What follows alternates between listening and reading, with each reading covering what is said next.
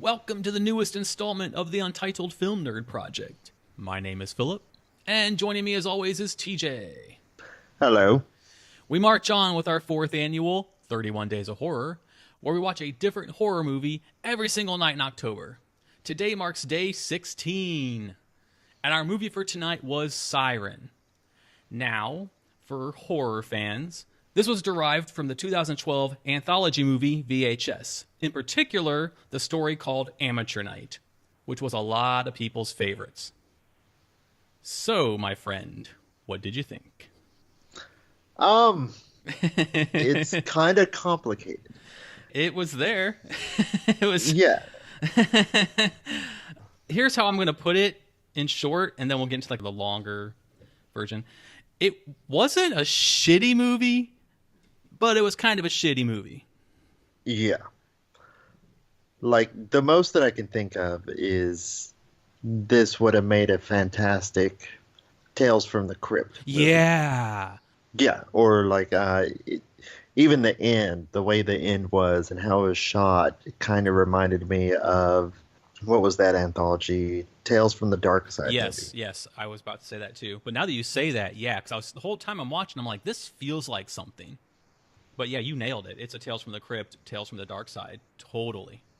Yeah, that's perfect. Which, I mean, for nostalgic purposes, if that's what you're aiming for, then kudos.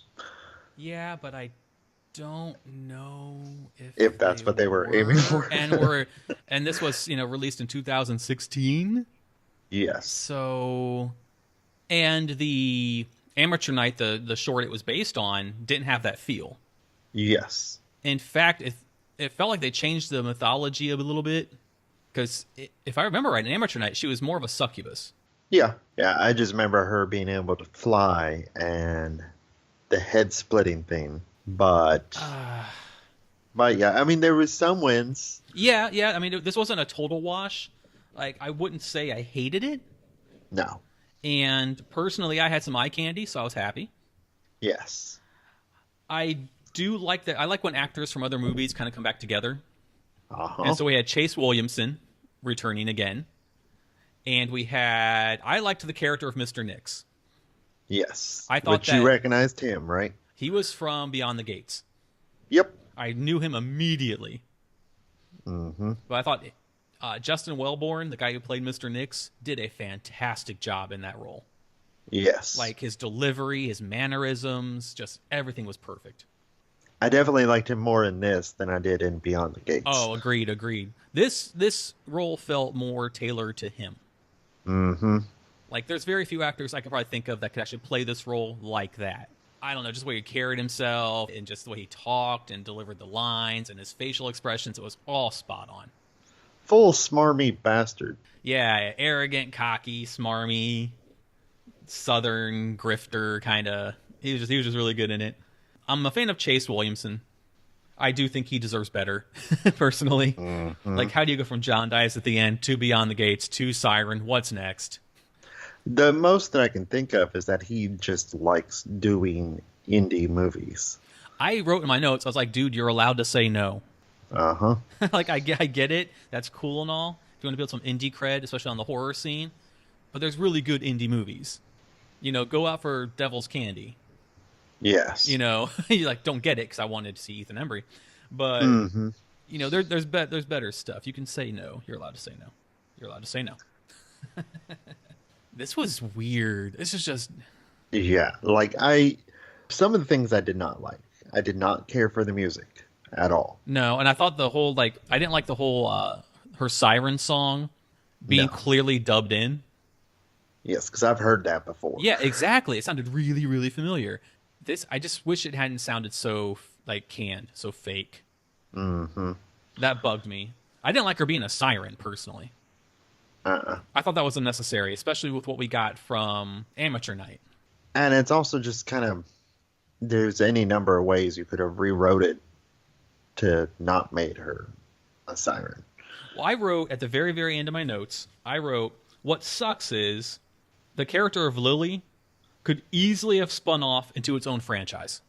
Uh-huh. Easily. This is a new monster, a new antagonist, a new horror villain kind of character. If they'd done this right, which they didn't, but if they had, you could easily have gotten 3 or 4 movies out of this. Mm-hmm. But I don't get the character of Mr. Nix. I liked him a lot, but I don't get like his motivation. Like, I'm going to capture weird supernatural demon things and then make them sex slaves. Mm-hmm. That was kind of fucking stupid. Like, that's what kind of turned into like a Cinemax, like a Skinemax 1990s, really seedy kind of movie. Because I was like, why does that need to be a thing? That's kind of stupid. Like, again, I just immediately went to Tales from the Crypt and Bordello of Blood, which I even think the building that they went to for the strip club was the same building from Bordello of Blood. I'm not 100% sure, but it looked like it. I've only seen that once because I liked Demon Knight a lot more. Yeah, Demon Knight was much better. Bordello of Blood was shit. Yeah, I've only seen it one time, but good call. That is actually the perfect way to compare it to another movie is Bordello of Blood. Yeah. Mm-hmm. Because even with the mythology, like, I kind of liked some of the mythology, like the using memories, paying up a memory for the cost of what they did. But then I did not like the bartender being the one that was taking the memories. Okay, that didn't bother me too much. And well, then I was just kind of like, well, what is Mr. Nix getting out of this? Because at first I was like, okay, interesting method of payment, but I get it. And then it's like, well, if the bartender is the one that's taking the memories, then what's his purpose? Right. I did like that. I did like his speech when they had the guys and when he was leading the guys to that one room before they took Jonah off by himself. Mm-hmm. And he had his little speech about experience as currency. Mm-hmm. And then literally, like you were saying, is literal currency for him. And I like that. I wrote that in my notes too. I like that as well, where he wants the memories literally in exchange for Jonah's time. Mm-hmm. I did like that a lot. I did write in my notes, a leech drink, you can fuck off. Yeah. No way. Yeah. No. I didn't know it was going to happen, but I had an idea what was going to happen. I was like, you don't know whose blood is in that? You don't know what you're getting. Well, not all that, but I imagine a leech in your internal system is not going to go well. No, yeah, exactly. I was amazed he could even swallow it. Yeah. Because it reminded me of those videos I've seen of people trying to eat like live squid and stuff like that. And the suction cups stick to their throat and they're choking. Fuck off to that too, by the way. The one laugh out loud moment that we both laughed at was the flip flops. Yes. But I busted out first when she was sliding down the pole and the noise it made.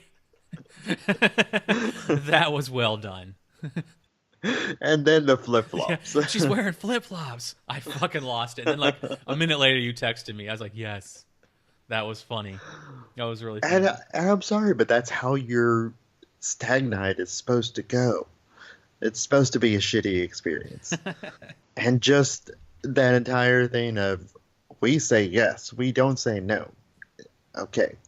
That's not a good mantra to live by. Not even for a night. Well, I was tired of the brothers macho bro shit. I was tired of the brother, period. Yeah, the whole macho, just alpha male bro shit. Like all the other ones involved, I didn't mind them. I liked them. No, yeah. Randall's cool. I thought Elliot was cute. Totally my type. The brother was just too loud. I did like the conversation that I think Jonah and Rand were having during the lap dance he was getting. Yeah. Like he was getting the lap dance and they're still having their conversation they were having before she came up.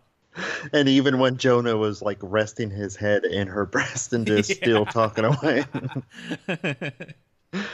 I did like that. Those scenes were good. The initial strip club scenes were good. Mm-hmm. You can't just do shrooms out in front of everyone at the strip club. I don't care how seedy of a strip club it is. And having hypothetically done shrooms before, that amount they did wouldn't get you quite that fucked up.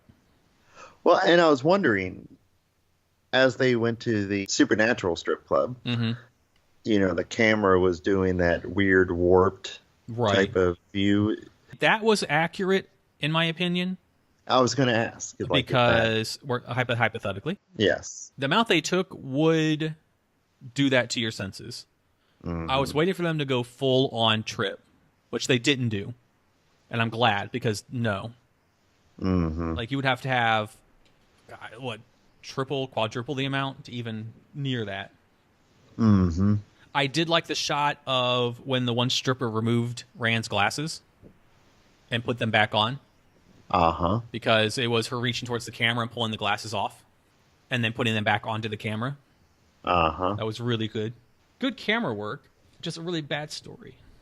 Yeah. One of my favorite lines in the whole movie, my favorite line, when they said no sex, Mr. Nix asks, no sex as in the act or no sex as in no gender?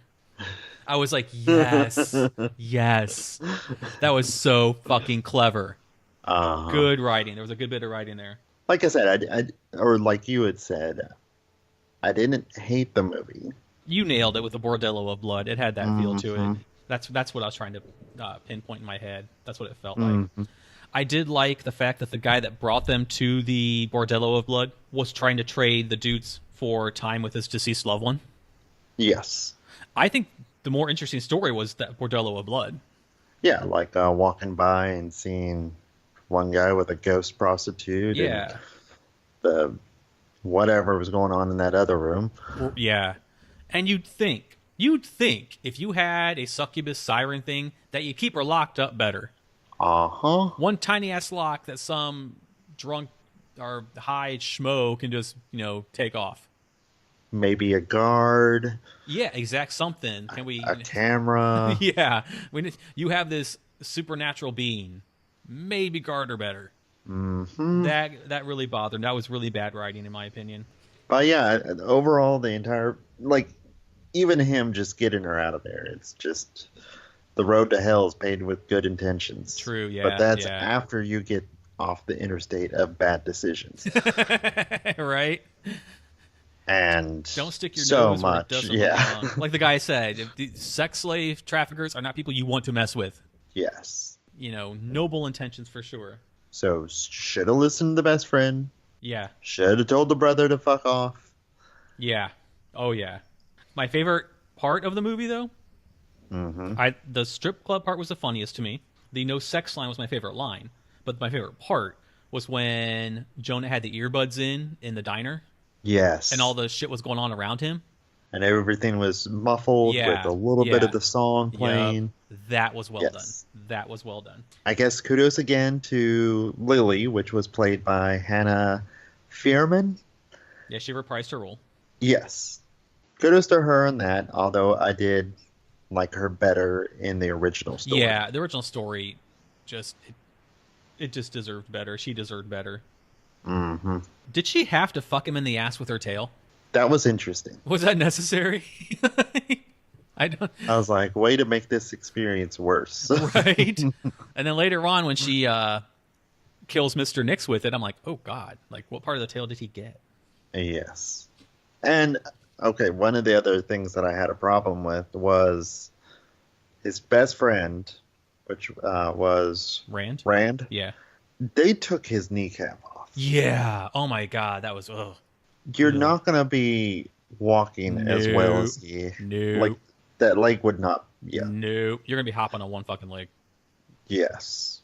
You're going to be dragging that leg. Yeah, at best. I mean, you can't bend your leg. You can't put any pressure on the leg. It's like, I don't care whether or not they took the memory of the act going on. Mm-hmm. He's not on painkillers at that moment.